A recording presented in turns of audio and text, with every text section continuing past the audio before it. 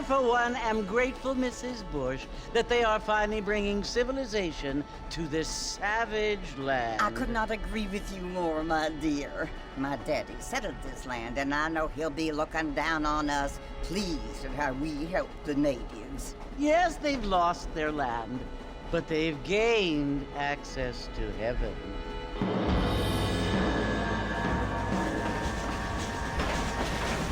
But Father, do you mean unless an innocent receives communion, they're destined to go to hell? That hardly seems fair. What I mean to say, Jenny, is that there is a great deal of difference between an innocent and a savage. I never thought of it that way. Yes, they lived like animals, but they're happier now.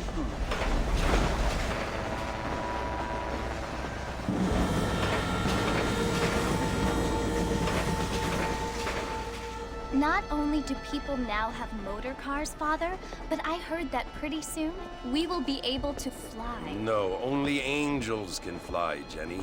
No, apparently people can fly. Didn't you hear? Out in Kansas, a man even got a car to fly. I hardly think so, Jenny.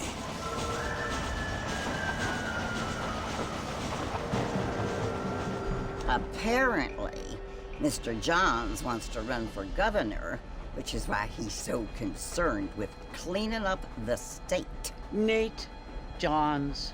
Yes. His family is nothing but hillbilly trash that came here after the war. I don't want to be judgmental, but this state should not be ruled by such a disgusting family. A family without class. Apparently. The Johns family have made a lot of money, and he has a lot of friends in politics. Mrs. Bush, money isn't everything. There are many things that money cannot buy. It seems that money can buy voters, though.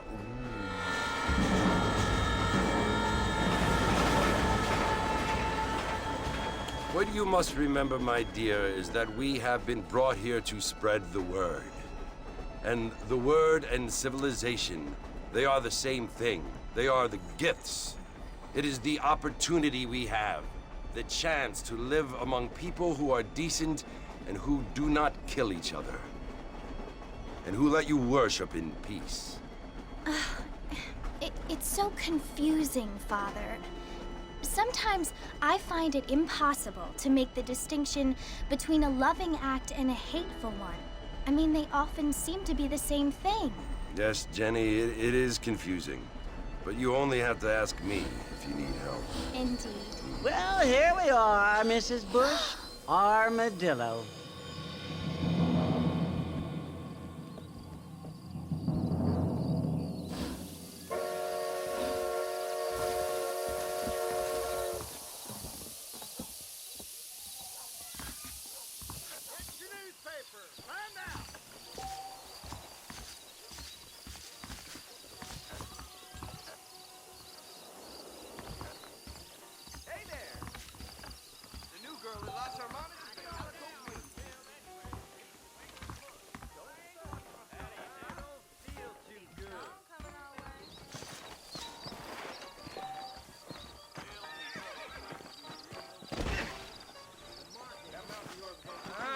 Feel too good.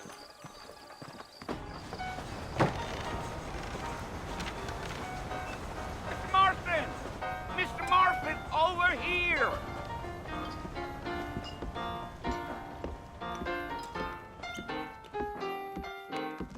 You must be John Marston. Sometimes. I'm Jake. Your friends from Blackwater hired me to guide you. They ain't my friends, but pleased to meet you, Jake. I got the horses saddled up and ready out front.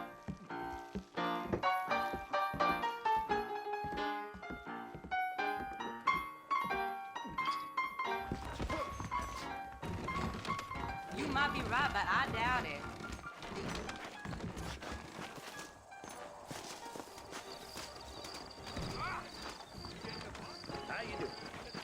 You ain't gonna find sturdier horses than these in all of New Ulster. Ooh-wee! I ain't had a decent crop. Easy on the spurs now. We don't need to draw undue attention. Oh, now.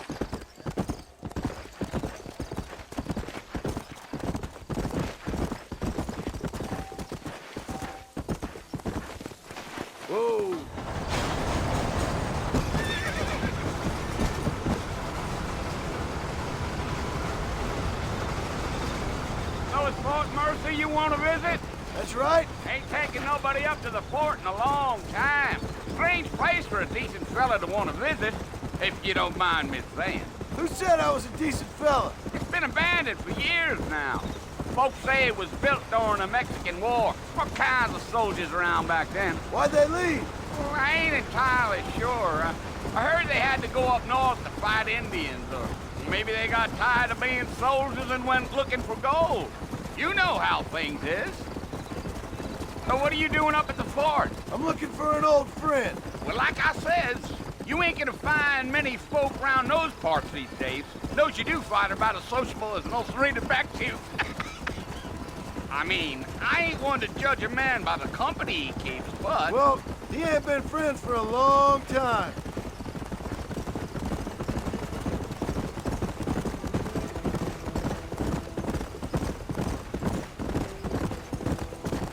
Are you planning on spending any time in Armadillo, Mr. Marston? I doubt it. I ain't planning on staying very long. Well, if you're fixing for some female company, you can do a lot worse than Armadillo. Fine as cream gravy they are. Not like Thieves' Landing.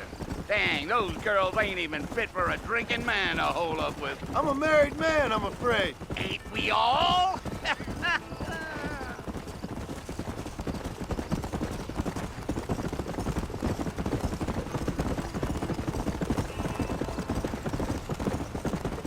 Yeah, so it was the marshal who hired me. Lee Johnson, do you know him? I think I heard his name. Says he got a telegram from some Blackwater big bugs asking for a guide. I guess it's none of my business. That's right.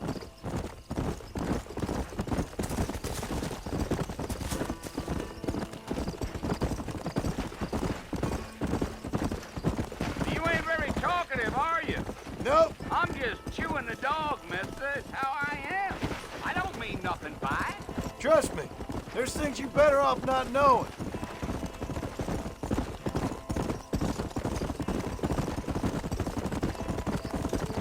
Come on. Damn coyotes. What a waste of good meat. Not far now. You'll see the fort when you get to the top of this hill. Here. Whoa there. Listen, mister. This here is what's left of Fort Mercer. Some gang rode in and took the place over. So I understand. This is where we part ways, friend. You have yourself a good time.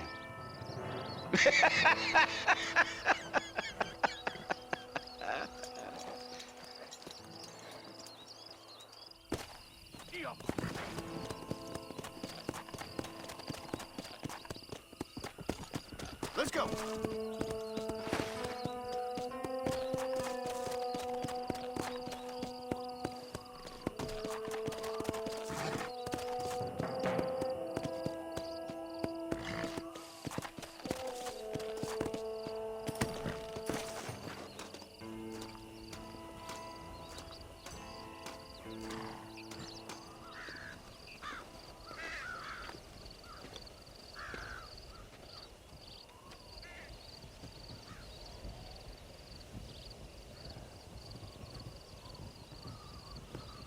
Bill! Bill, I've come for you! Bill Williamson! Come out here right now! Go away now, John. Don't make me kill you.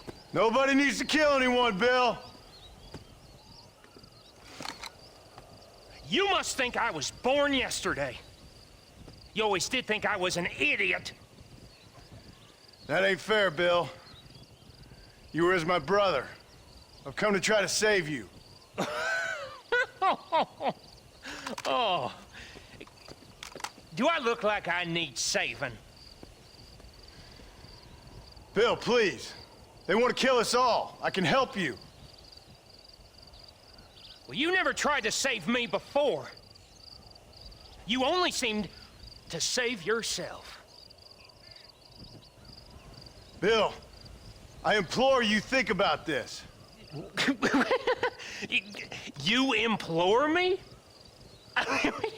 You implore me. You always were one for fancy words. Oh. Well, things are different now, John. Now I'm in charge! No more Dutch! And no more you. Implores. I implores you to go back and tell them to send someone just a little bit more impressive next time. Well? Oh. Poor John.